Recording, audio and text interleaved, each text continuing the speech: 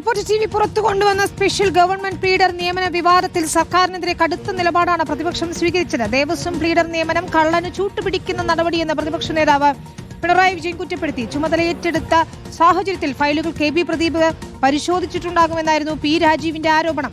നിയമനത്തിന് പിന്നിൽ കൂട്ടുകച്ചവടമാണെന്നാണ് വി എൻ വാസവൻ വിമർശിച്ചത്.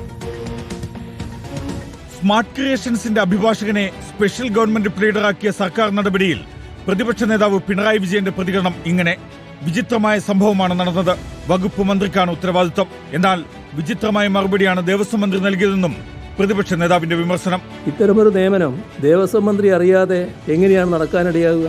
ഒരു തരത്തിലുള്ള കള്ളന് ചൂട്ടുപിടിക്കലായിപ്പോയി. കെ ബി പ്രദീപിന്റെ രാജി കൊണ്ട് തീരില്ലെന്നും ചുമതലയേറ്റതുകൊണ്ടാണ് രാജിവെക്കേണ്ടി വന്നതെന്നും മുൻമന്ത്രി പി രാജീവ്. ചാർജ് എടുത്തതിനാൽ എല്ലാ ഫയലുകളും കെ ബി പ്രദീപിന്റെ കയ്യിൽ എത്തിയിട്ടുണ്ടാവും. എല്ലാം ലഭിച്ച ശേഷമുള്ള രാജിയാണോ എന്ന് പരിശോധിക്കണമെന്നും പി രാജീവ്. അങ്ങേയറ്റം ആസൂത്രിതമായ ഗൂഢാലോചന ഈ കേസ് അട്ടിമറിക്കാൻ വേണ്ടി നടന്നിട്ടുണ്ട്. അതിന്റെ ഭാഗമായിട്ടാണ് രാജി. ശബരിമല സ്വർണ്ണക്കൊള്ളക്കേസ് അട്ടിമറിക്കാനുള്ള നീക്കമാണ് നടക്കുന്നതെന്നായിരുന്നു മുൻമന്ത്രി വി എൻ വാസവന്റെ ആരോപണം. മുഖ്യമന്ത്രി അദാനി ഗ്രൂപ്പിനെ കണ്ടതും പ്ലീഡർ നിയമനവും കൂട്ടിവായിക്കണം. ഇതിനു പിന്നിലെ കൂട്ടുകച്ചവടം പുറത്തു വരണമെന്നും വി എൻ വാസവൻ. പ്രതികളുടെ അഭിഭാഷകനെ സർക്കാർ അഭിഭാഷകനായി നിയമിച്ച വാർത്ത പുറത്തുവിട്ട റിപ്പോർട്ടർ ടിവിയെ അഭിനന്ദിച്ച മുൻ ആരോഗ്യമന്ത്രി വീണ ജോർജ്. ഇത് വളരെ എവിഡന്റ് ആയിട്ടുള്ള ഒരു കാര്യമല്ലേ?